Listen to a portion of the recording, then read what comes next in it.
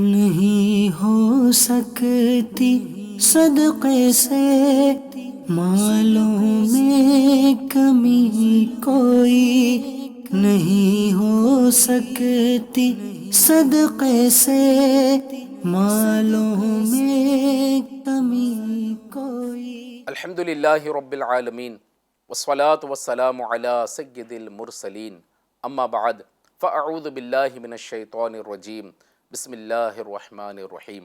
الصلاة والسلام علیک یا رسول اللہ وعلی آلک واصحابک یا حبیب اللہ، الصلاة والسلام علیک یا نبی اللہ وعلی آلک واصحابک یا نور اللہ۔ ایف جی این چینل کے ناظرین، سلسلہ ہے صدقے کے فضائل۔ آج اس سلسلے میں انشاءاللہ عز و جل ہم حضور پاک صلی اللہ علیہ وسلم کے سخاوت کے بارے میں سنیں گے۔ پیارے آقا صلی اللہ علیہ وسلم کس انداز میں سخاوت کیا کرتے تھے، اس کے بارے میں انشاءاللہ عز و جل ہم معلومات حاصل کریں گے۔ سب سے پہلے حدیث پاک سنتے ہیں کہ اللہ پاک کے پیارے نبی محمد عربی صلی اللہ علیہ وسلم فرماتے ہیں، جو مجھ پر ایک مرتبہ درود پاک پڑھتا ہے، اللہ تعالیٰ اس پر اپنی 10 رحمتیں نازل فرماتا ہے۔ صلو علی الحبیب صلی اللہ تعالی علی محمد صلی اللہ علیہ وسلم۔ حضرت عبداللہ حوزنی رحمۃ اللہ تعالی علیہ سے روایت ہے کہ مقام شام میں مؤذن رسول حضرت سیدنا بلال رضی اللہ تعالی عنہ سے میری ملاقات ہوئی، اور میں نے ان سے رسول اللہ صلی اللہ علیہ وسلم کے خرچ کے بارے میں معلومات حاصل کی، تو انہوں نے بتایا کہ رسول اللہ صلی اللہ علیہ وسلم کے پاس جو کچھ مال ہوتا اسے خرچ کرنے کی ذمہ داری میری ہوتی۔ بعثت سے وفات شریف تک یہ کام میرے حوالے رہا۔ جب کوئی بے لباس مسلمان آپ کے پاس آتا تو آپ مجھے حکم فرماتے، اور میں کسی سے قرض لیتا اور چادر خرید کر اسے اڑھاتا اور کھانا بھی کھلاتا۔ غور کریں کہ اللہ کی راہ میں ہمارا دینے کا انداز کیا ہے۔ ہم غلامان مصطفیٰ ہیں، ہم حضور صلی اللہ علیہ وسلم سے محبت کرتے ہیں، اور حضور سے محبت کی علامت یہ ہے کہ حضور کے طریقے کو اپنایا جائے۔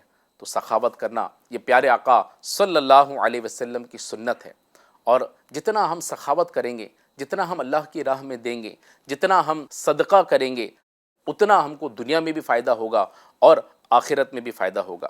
صدقے کے فضائل و برکات سے مالا مال فرمان مصطفیٰ صلی اللہ علیہ وسلم سنیے۔ صدقہ مال میں کمی نہیں کرتا، اور اللہ تعالیٰ معاف کرنے کی وجہ سے بندے کی عزت ہی بڑھاتا ہے، اور جو اللہ کی رضا کی خاطر انکساری کرتا ہے تو اللہ تعالیٰ اسے بلندی عطا فرماتا ہے۔ سبحان اللہ۔ تو صدقے سے مال میں کمی نہیں آتی، خود ہم نے حدیث پاک میں سنا۔ تو نیت کیجئے انشاءاللہ عز و جل کہ ہم کچھ نہ کچھ روزانہ صدقہ دیا کریں گے۔ ہم ہمارے پیارے آقا صلی اللہ علیہ وسلم کے سخاوت کے بارے میں سن رہے تھے۔ ہمارے پیارے آقا صلی اللہ علیہ وسلم کی شان بے نیازی یہ تھی کہ در اقدس میں مال رکھنا بھی گوارا نہ فرماتے، بلکہ فوراً اسے صدقہ فرما دیا کرتے تھے۔ سبحان اللہ، کیا شان تھی ہمارے آقا کی، اور دنیا سے کیسی بے رغبتی تھی، مال سے کیسی بے رغبتی تھی۔ آپ کے پاس اگر کوئی مال ہوتا تو آپ کی یہ خواہش ہوتی کہ وہ مال جو ہے رات ہونے سے پہلے ہی میں اللہ کی راہ میں صدقہ کر دوں۔ حضرت سیدنا ابوذر رضی اللہ تعالیٰ عنہ فرماتے ہیں، ایک روز میں اللہ پاک کے پیارے نبی، اللہ پاک کے آخری نبی صلی اللہ علیہ وسلم کے ساتھ تھا۔ جب آپ نے احد پہاڑ کو دیکھا تو فرمایا، اگر یہ پہاڑ میرے لیے سونا بن جائے تو میں پسند نہیں کروں گا کہ اس میں سے ایک دینار بھی میرے پاس 3 دن سے زیادہ رہ جائے، سوائے اس دینار کے جسے میں ادائے قرض کے لیے رکھ چھوڑوں۔ سبحان اللہ۔ ہمارے پیارے آقا صلی اللہ علیہ وسلم کی سخاوت کی کیا شان تھی کہ حضور پاک صلی اللہ علیہ وسلم کا یہ انداز تھا کہ آپ اپنے پاس سونا ہو، مال ہو، رکھنا گوارا نہیں فرماتے، اور اسے راہ خدا میں دے دیا کرتے۔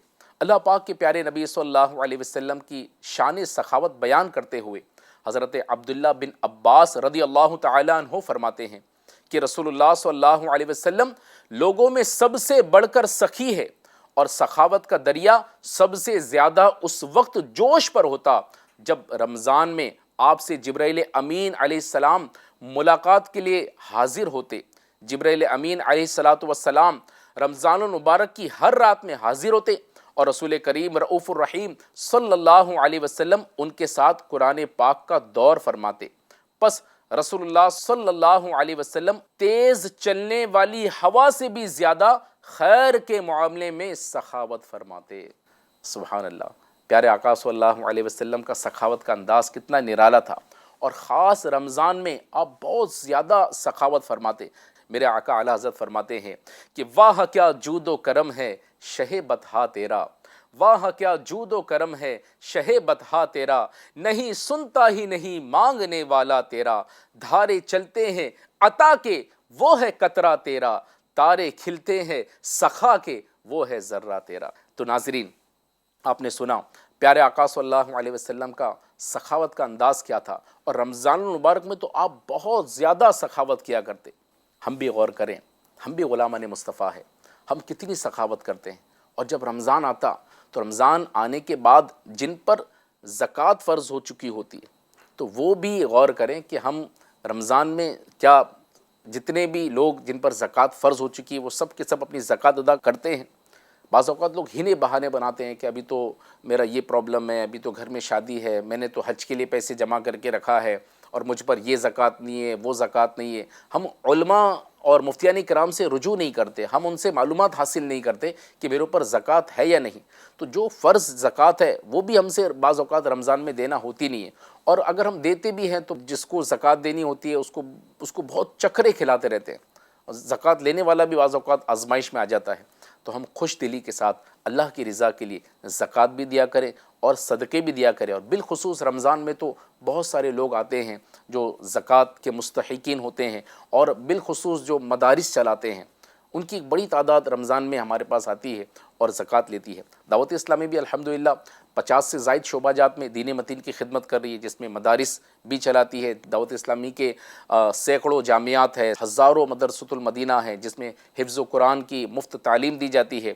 پھر اسی کے ساتھ کئی شعبہ جات ہیں، تو کروڑوں روپے دعوت اسلامی جو ہے ان شعبہ جات پہ خرچ کرتی ہے۔ تو دعوت اسلامی کے ذمہ داران آپ کے پاس بھی رمضان المبارک میں آپ کی زکوٰۃ، آپ کی عطیات لینے آئیں گے۔ FGN چینل کی اسکرین پر آپ کو کچھ نمبرز نظر آئیں گے، کچھ آپ کو لنک نظر آئے گی، کچھ QR کوڈ نظر آئیں گے، تو ان سے آپ استفادہ حاصل کریں، اور آپ اپنی زکوٰۃ، اپنے صدقات دعوت اسلامی انڈیا کو ضرور عطا کریں۔ حضرت جابر بن عبداللہ رضی اللہ تعالیٰ عنہ فرماتے ہیں کہ حضور پاک صلی اللہ علیہ وسلم نے کبھی کسی سائل کو جواب میں لا یعنی نہیں کا لفظ نہیں فرمایا۔ ایک بار آپ کے دربار گوہر بار میں 70,000 درہم لائے گئے، تو آپ صلی اللہ علیہ وسلم نے وہ درہم ایک چٹائی پہ رکھے اور پاس کھڑے ہو کر اس کو تقسیم فرمانے لگے۔ کسی سائل کو خالی نہیں لوٹایا حتیٰ کہ اس سے آپ فارغ ہو گئے اور سارے کے سارے 70,000 دراہم آپ نے تقسیم کر دیے۔ بعض اوقات ایسا بھی ہوتا کہ اللہ پاک کے پیارے نبی صلی اللہ علیہ وسلم کسی سے کوئی چیز خریدتے، قیمت ادا کرنے کے بعد وہ چیز اسی کو یا کسی دوسرے کو عطا فرما دیتے۔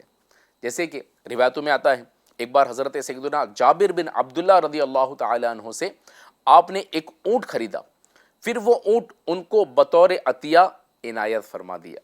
اسی طرح امیر المؤمنین حضرت سیدنا فاروق اعظم رضی اللہ تعالی عنہ سے ایک اونٹ کا بچہ خریدا، اور پھر وہی اونٹ کا بچہ حضرت عبداللہ بن عمر کو عطا فرما دیا۔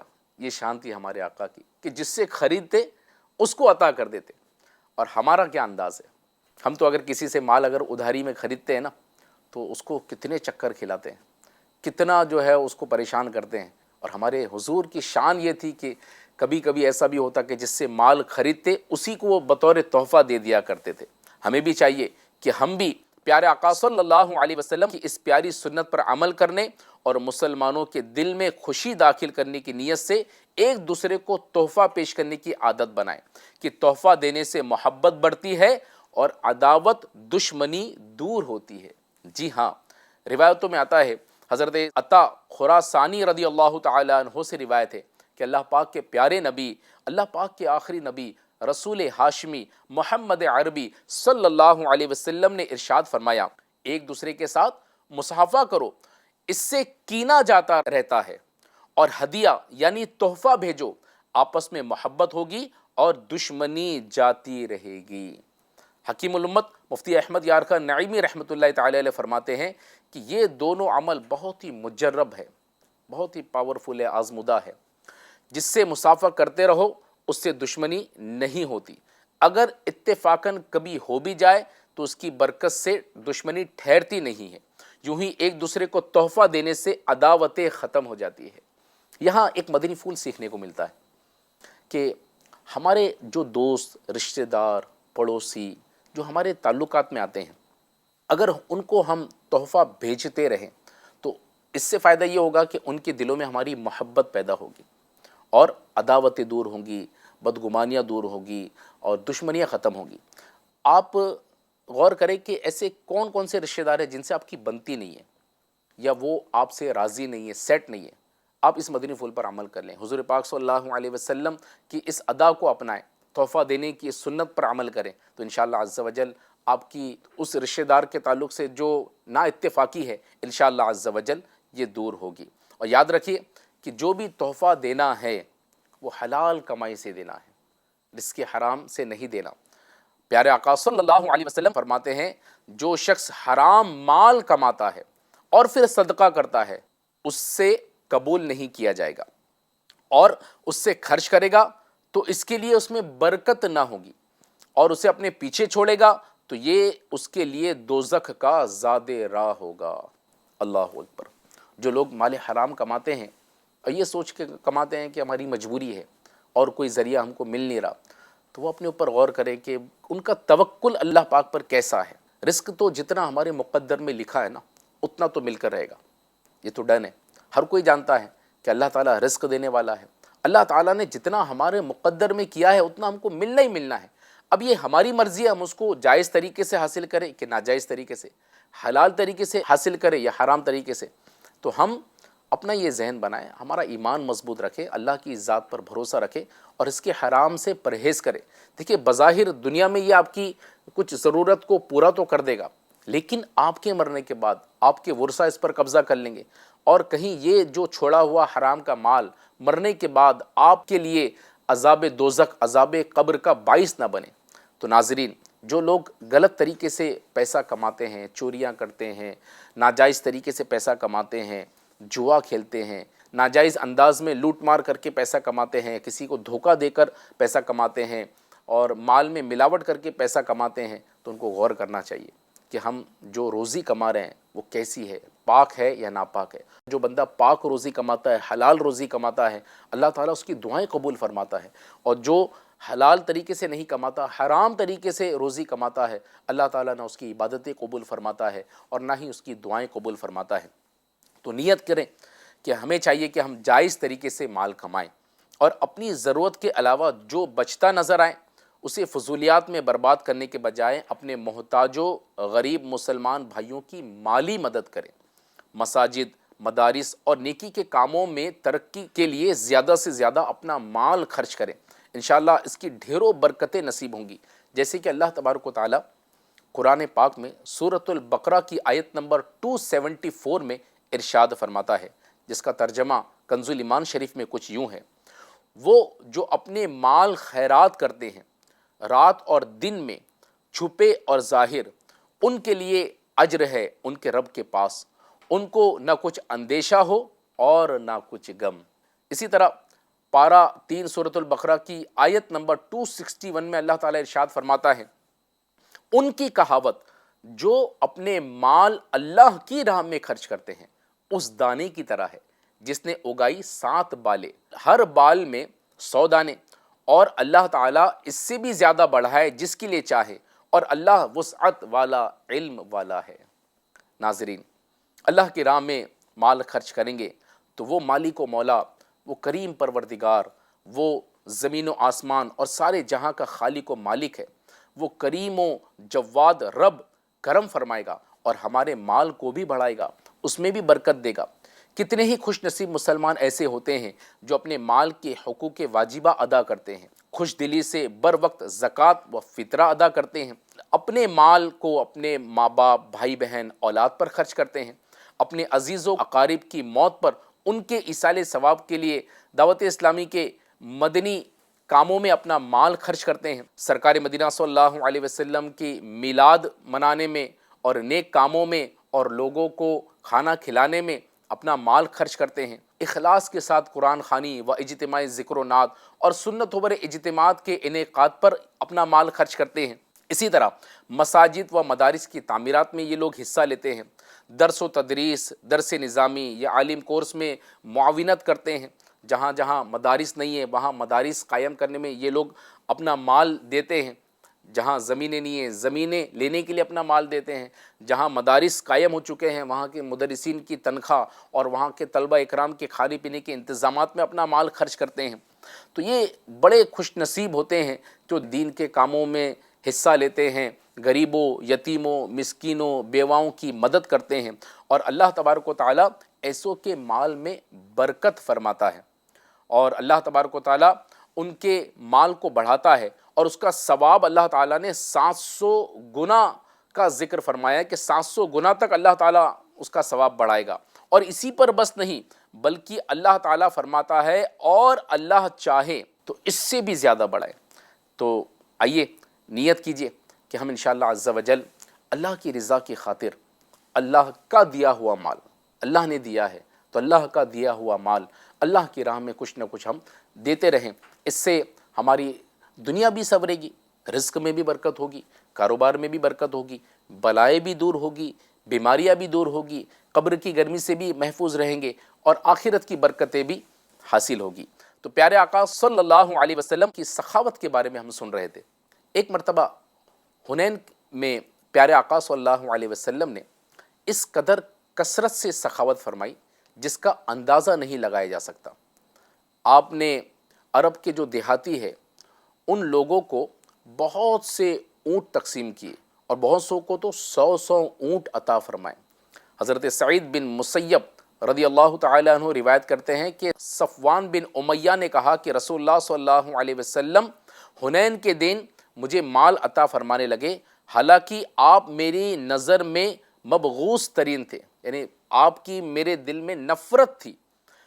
پس آپ صلی اللہ علیہ وسلم نے جب مجھے بکریاں عطا فرمائی، مجھے مال دیا، اور اتنا دیا کہ میں اتنا آپ سے راضی ہوا کہ میری نظر میں آپ محبوب ترین ہو گئے۔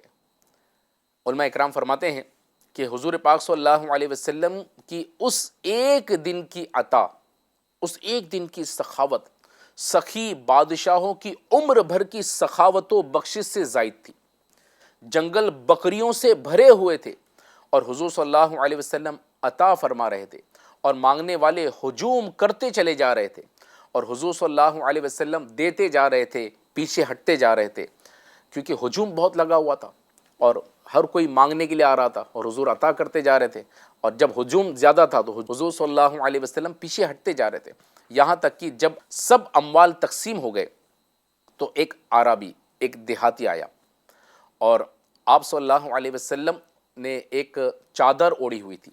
اس عربی نے، اس دیہاتی نے چادر کو ایسا پکڑا، کھینچا، جس کی وجہ سے پیارے آقا صلی اللہ علیہ وسلم کے گلے پر اس چادر کے نشان آ گئے، جس سے مبارک کندھے اور کمر شریف پر بھی نشان بن گئے۔ اس پر اس دیہاتی نے کہا کہ اے اللہ کے رسول مجھے بھی کچھ عطا کیجیے۔ پیارے آقا صلی اللہ علیہ وسلم نے اس کی طرف دیکھا اور دیکھ کر مسکرا دیا، اور آپ نے فرمایا اے لوگو جلدی نہ کرو، واللہ تم مجھے کسی وقت بخیل نہ پاؤ گے۔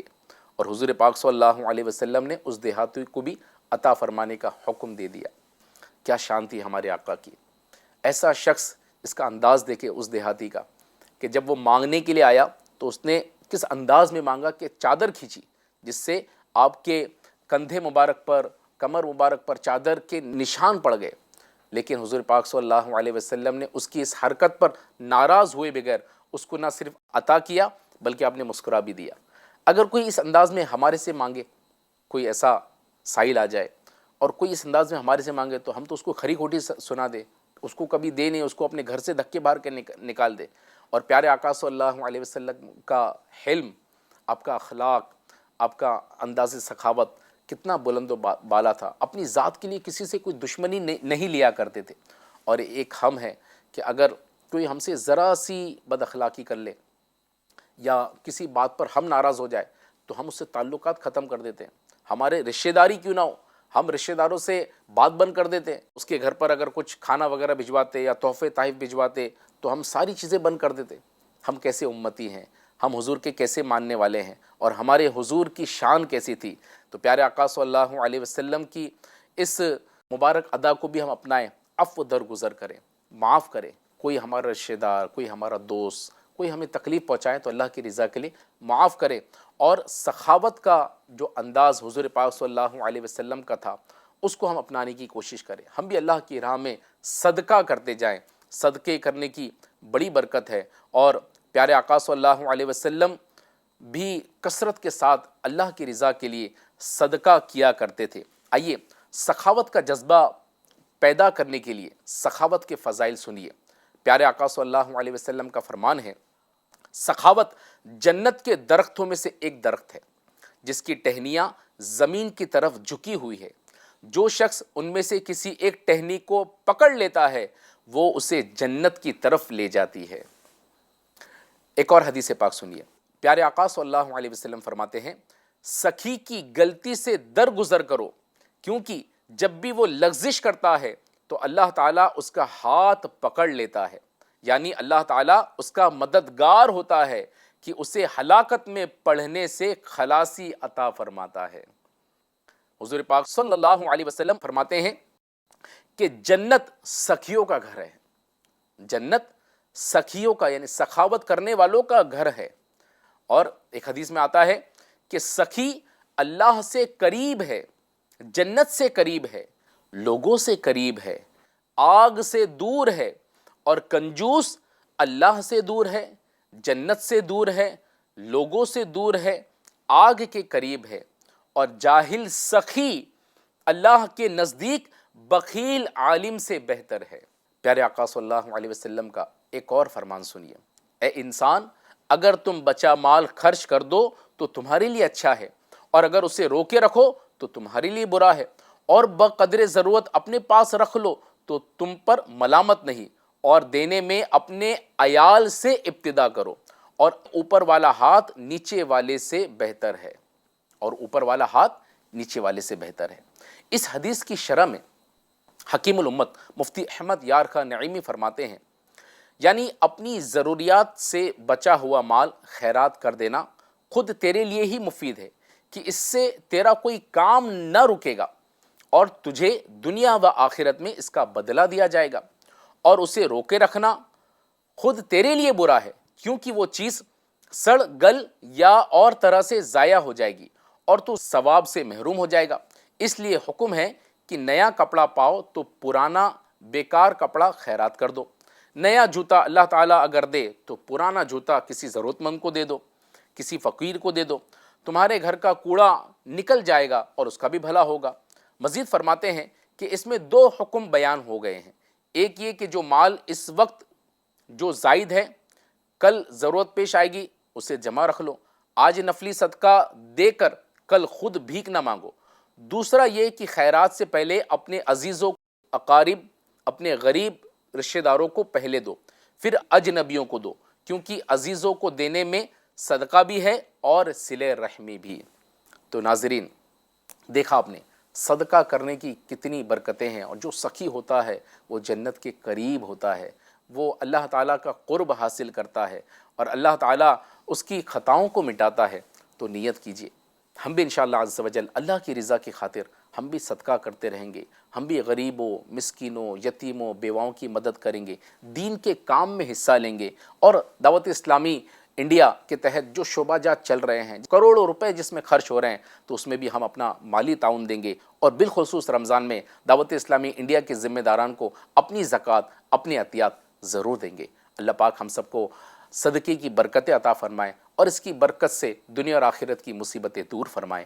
آمین بجاہ النبی الامین صلی اللہ علیہ وسلم. صلو علی الحبیب صلی اللہ تعالی علی محمد صلی اللہ علیہ وسلم. نہیں ہو سکتی صدقے سے مالوں میں کمی کوئی، نہیں ہو سکتی صدقے سے مالوں میں کمی کوئی.